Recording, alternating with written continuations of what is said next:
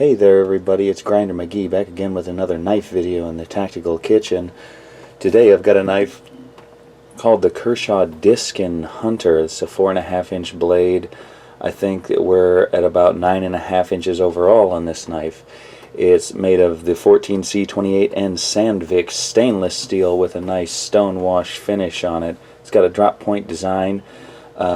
Excellent thing about this knife is it's under $100. It's way under $100. It's around $60 to $70, and it's made in the United States of America, which is something I know you guys really like a lot.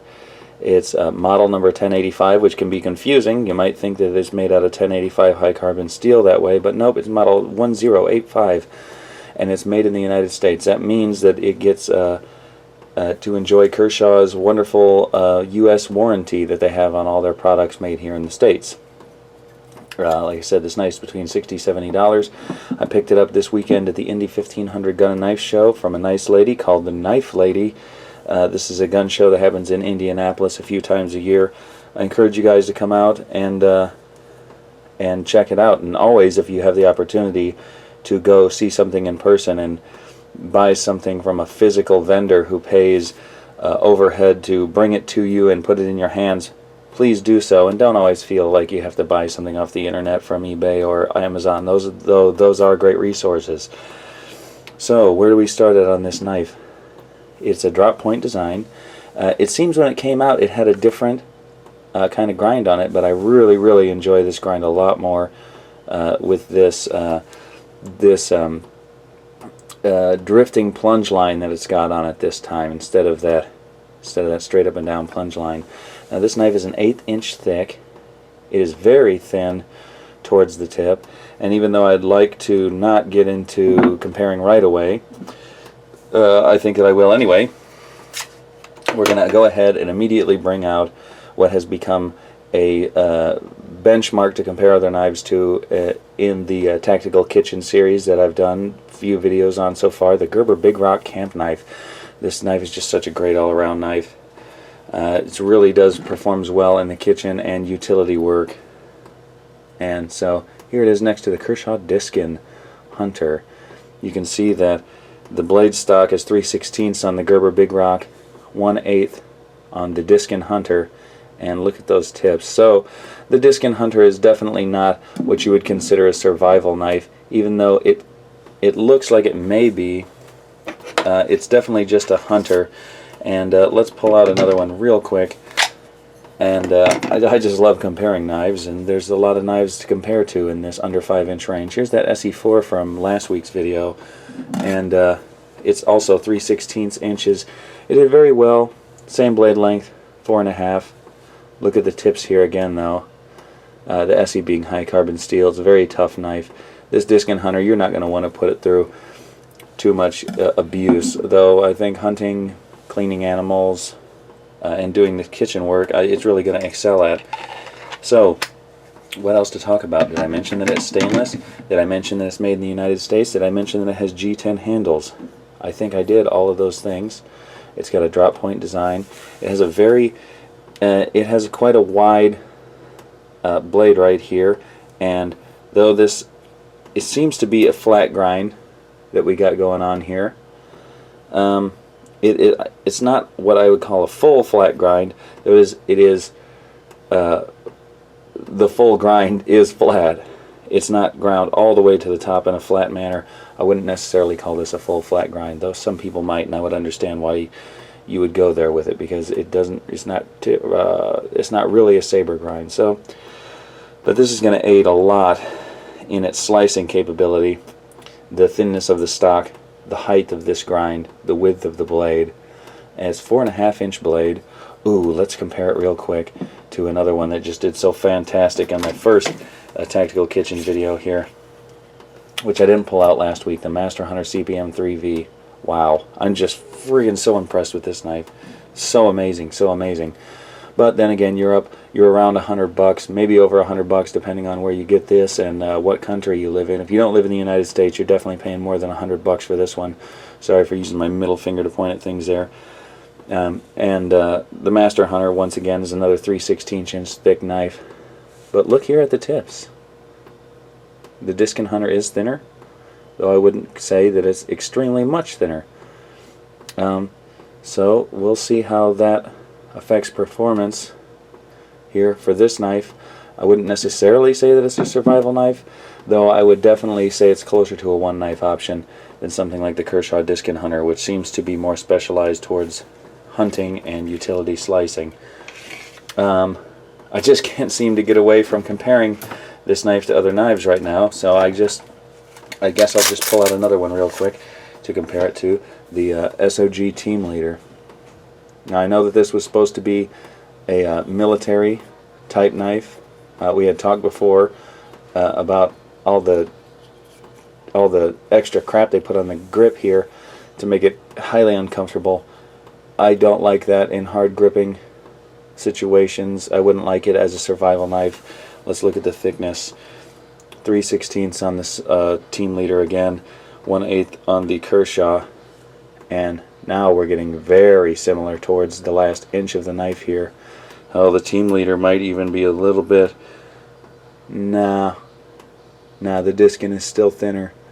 So, here's what we're learning. The Diskin looks like a hunting knife. It might look like a survival knife, but in actual dimensions, it is very much closer to a kitchen knife than any of these other blades that we have on the table that we've compared to before. Let's compare it to what is quickly becoming a go-to setting the bar for what I think of, of these 5-inch and under survival knives would be. And I know that I trashed the first one of these that I got, but this is going to be a very popular knife. I mean, if the Gerber Bear Grylls knife was the most popular knife in the entire world sales-wise, then I don't see any reason why this knife can't follow suit. This knife is going to be on a lot of soldiers' vests.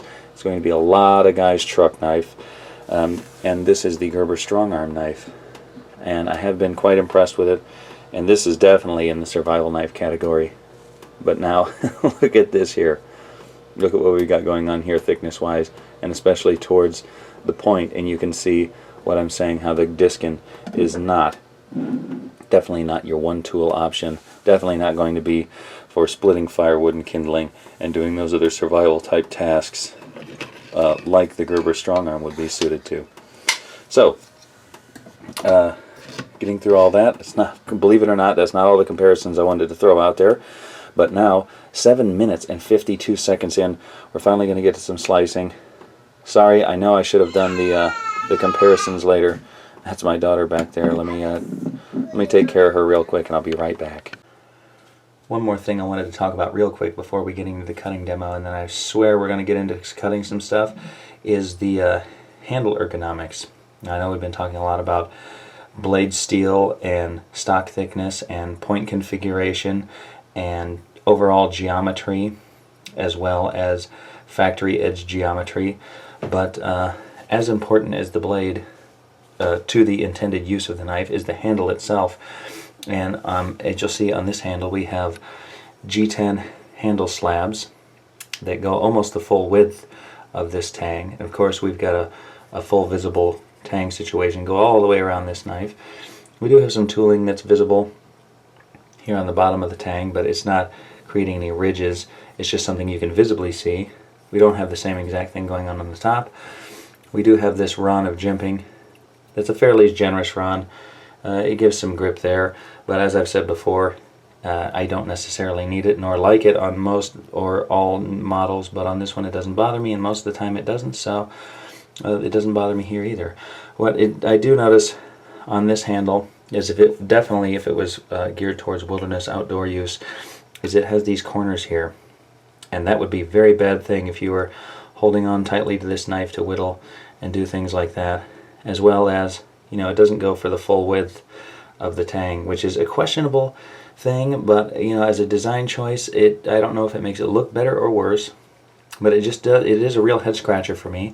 And when I get it in this standard hammer grip here, it does, and give it a hard squeeze, I can feel already that it would be uncomfortable. But for these grips that I'll be using, I'm going to choke up and pinch on the knife. The grip doesn't interfere with that. On a side holding, it doesn't necessarily interfere with that, though sometimes I like a dip here in the handle for a nice side hold that I can get right there on the edge of the blade of the knife. It does have this angle right here, so that allows my thumb to sit there relatively comfortably, and as long as you're not gripping the knife too hard, that's never going to bother you. It does have quite a long handle overall, which allows you to really stretch out on it. I appreciate that for some of the different grips. In this reverse grip for chest pulls and stuff like that, it actually feels quite comfortable. I have done some other work with this knife besides what we're going to do here in the video, and so believe me, it is quite comfortable. If I get to using it for utility and warehouse stuff too much, though, I'm going to have to remove these stark edges on this, and I don't know if it's showing up on the camera or not because I'm in a kind of a lower light situation right now, but I would definitely have to remove these corners here because I can feel them in my grip, and I can feel them in this reverse grip, and it just really kind of is bugging me. But other than that, we've got a lanyard hole down here. I don't use them, some guys do. That was definitely big enough for a piece of 550 to go double up through, and overall, pretty good grip. So now, let's get on to the cutting demonstration. Okay, hey, I'm back. I just had to go get little sweetie a glass of milk there. I thought I'd interrupt the video for that. So I know I got to comparing knives right away after I went through the specs on this. I've only got 200 subscribers, each of which I'm very grateful for, and anyone who watches and comments on the video, you're always very constructive criticism. All that is appreciated. So I'll probably annotate at the back to the beginning of this video. I'll probably annotate here to where I begin the cutting demonstration for those guys that don't necessarily want to see the comparisons, and maybe I'll change the format. So let me know in the comments if you're one of my viewers, if this format's working for you, or if you'd like to see anything different. I don't know. I mean, I could take this knife out to the woods and beat on it, but we just got so many guys doing that. I figure let's see a knife doing some what I consider knife stuff, which is basically making a snack for the kiddies in the kitchen. And there is also a couple cardboard tests I like to run through. Maybe I'll incorporate some of that in here if the apple slicing isn't working for you. Okay, already I can tell you that this 14C28 end blade, with the way that it's configured, has got to be made specifically for doing these kitchen tasks. Maybe they made it for slicing the hide off of big game animals. I don't know. I don't hunt big game animals, but I can tell you one thing. It definitely does a freaking fantastic job of slicing, especially these apples right here. I can choke up on the knife. You notice this technique that I used on the SE4 video to get to where I can really use that tip in a very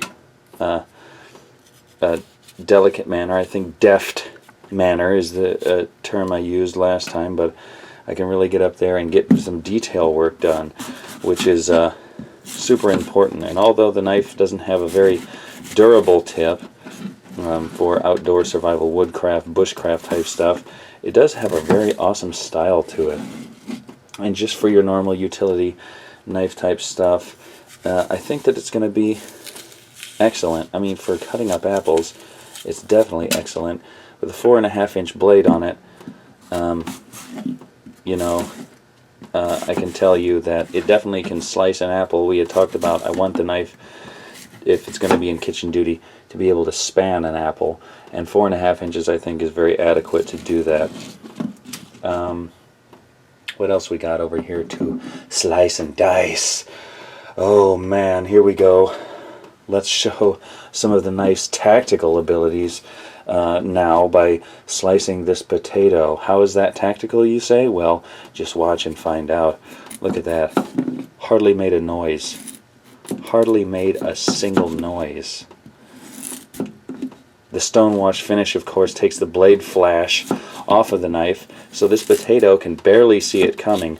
What's more tactical than that? I ask you. I don't know why I'm slicing these. It's not like I'm going to make freaking potato chips right now. I'll just dice them because I'm going to do a stir fry. So, and besides, these are not thin enough to make those fried potatoes out of anyway. Let's see if I can do one thin enough to make some fried potatoes out of. I don't know if I can or not. Let's see though. Man, this knife is doing awesome. It's not as impressive just because when I look at it, it looks like a slicing knife. It's not like the CPM 3V Master Hunter, and I don't know if I just had preconceived notions of that from the other models and why that one was so different in the distal taper grind. It really surprised me big time when I started slicing with that knife, you know, the abilities that it had. Come on, baby. I got some thin slices in there. Here's the thinnest one. That's pretty thin. I could probably make those little fried potatoes out of that. Let's see if I can get a few more that's that thin. I guess typically I do this with the Idaho potatoes, but today we're doing it with these red potatoes. Yeah, I mean, I got a freaking big light and a camera in the way. I think, man, let me get the Victorinox out here to see what's really going on with this potato. Here's a Victorinox 5-inch. This knife is definitely a kitchen knife here. Let's get one more potato. Let's get a big fat potato this time. Let's finish this one. I don't have, can't get the angle on it. Let's use this knife to see where we're at. Let's try to get our thinnest slice with this. Once again, noting that I am no type of professional chef, and I've got a camera and a light in my face, just burning my freaking nose right now, because I'm trying to pay attention to what I'm doing with this knife and avoid cutting myself. Though if I do cut myself, I will be sure not to edit it out. I want you guys to see all the blood and guts and gore. That's reality here in the Tactical Kitchen. I'm not going to leave any of that out. These are the battles that we face in the kitchen every day making a snack. There may be blood. There will be blood in the Tactical Kitchen. Just hopefully not today. So I really am finding that the Victorinox it has less drag because it is quite much a bit thinner. Now here's the actual kitchen knife. Here's my Diskin. Towards the tip, the Diskin is thicker just throughout. So this knife definitely has a less drag. It's a high polish instead of a Stonewash. I don't know if that makes any difference.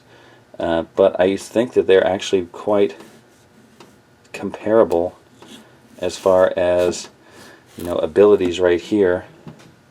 Man, let me get a bowl so I can sweep all these goodies into it, and then I'm going to slice some other stuff. We're not done yet.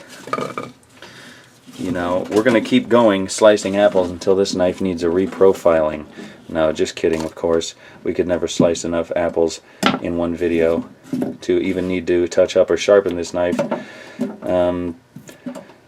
So I know some reviewers like to go through and they like to talk about how, oh yeah, it's still paper shaving sharp. We're not going to shave paper at the start of this video nor at the end. Just know that it was paper slicing sharp. Any knife should be paper slicing sharp. As far as the edge goes, you know, right at the edge, it should be sharp enough to slice paper right at the edge here. The edge test that I do is I do the 3-finger test, which I wouldn't recommend for everybody, seeing as how not everybody knows how to be responsible. But I like to see if it catches there on my fingers. I can usually feel the edge here with my thumb, feel if it's sharp, if it's got a keen edge. But what I do with other people's knives and the shows and different stuff like that, if I want to see, is I'll just touch my thumbnail with it. And if it catches your thumbnail at a certain angle, you can check the angle, you know, what's the angle which it catches your thumbnail at. See, I don't know if you can see, I got a new camera, but can you see? It's actually slicing off just a little piece of my thumbnail there. That's how you can tell if a knife has a very keen edge. Then the rest of the geometry, of course, is, you know, that's what the paper test is helpful for, but it's not necessarily definitive as to whether that knife is properly sharpened and has the proper geometry for the task intended. The paper test is not all inclusive of that. That's why I'm slicing potatoes and carrots and apples and, of course, the obligatory tomato here. Get potatoes out of way. Okay, get over here, potatoes. Here we go. Tomato. I have every bit of confidence that this knife is going to do fantastic at this. Let me wipe it off first. Get those potato guts, raw potato guts, off of my tomato slices that I'm going to use for my sandwich that we're about to bring out here in a minute. Okay, tomato. It left the tag. You kidding me? Weird. I bet it doesn't keep doing that. Survival. Tactical. Mr. Hat, what do you think? This is a very highly qualified knife in the tactical kitchen is what I'm getting from it. I resisted buying this knife for so long. I had no idea it was made in the United States. Like I've said before in the Gerber Strong Arm Tactical video, it doesn't, it's not everything to me that a knife is made in the United States, though. I do like seeing if it is made in the United States. That's obviously a nice little bonus there. But what usually matters is quality of workmanship and quality of materials, which you may or may not get in a foreign knife. You may or may not also get in a USA-made knife. Though with a US-made product, you will definitely get a higher cost as a result. Okay. Sorry for eating on camera. I couldn't resist taking that bite of tomato there. Did a freaking fantastic job. Let's get this knife wiped off. Let's get our cutting surface wiped down. And we're going to wrap it up. We've got to be close to 15 minutes.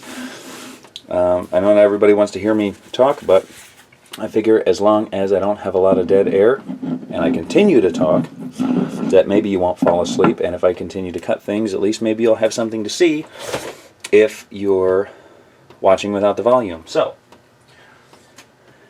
here we go with a nice little sandwich. We got some turkey, so anybody who wanted to see me slice some meat. I know it's not in a pant leg, but hey, what can you do, So, well, let's just go ahead and put the tomatoes on there first. This is going to be one delicious tactical sandwich. I guess when I make a sandwich in the tactical kitchen, it has to be a tactical sandwich. Is this gonna turn into adequate finger sandwiches? I don't know. I'm gonna have to slice it at least 2 or 3 times. 1. Very awesome. I think I sliced the crust off sandwiches last time. That worked out alright too. 2. How many finger sandwiches do we need for little kitties today? 3 and 4. Well, the verdict is in. The Kershaw Diskin Hunter, model 1085, made in USA. I don't know if I mentioned the weight. I'll put it in the description. 5.2 ounces is definitely a win for the tactical kitchen. This is going to suit your everyday cutting needs very well. I did my cardboard test. Like I said, I may incorporate the cardboard test into future episodes of Tactical Kitchen. But for today, I think I give you a pretty fairly rounded overview of some typical snack making tasks in the kitchen. Some reasonable comparisons in the price and size range, as well as some details and some personal philosophy thrown in there to boot. So, for now, I guess it's... Oh, shoot! Let's talk one more thing about, which I don't talk about too much because, I make my own. I'm going to make my own for this one, but it's got a leather sheath which has an awesome smell to it. Oh man, it just has that awesome leather smell. It seems to be quality leather, although it's not a very high density leather. It has a very thin plastic protective slip in there. Not sure what it does because it's just a fold over slip. It's hard to see in there, but can you see that slip? It looks like it's open on the end, so it's not protecting the welt of the leather from the edge of the knife, but it seems to be protecting the knife's finish from the tanning agents in the leather, which can cause some corrosion and staining. So it is a reasonable leather belt sheath. It's you can see the thickness of the leather right here is it's not the thickest I've ever had. It's not the nicest or highest quality. It's probably not going to last you an extremely long time, but it definitely gives it a really classy look. And overall, this is just a very classy everyday fixed blade snack option. Between 60 and 70 bucks, man. You can't lose. So this is, for now, I guess this is Grinder McGee. This is Grinder McGee saying, keep your skills sharp, but keep your blade that much sharper. Peace out.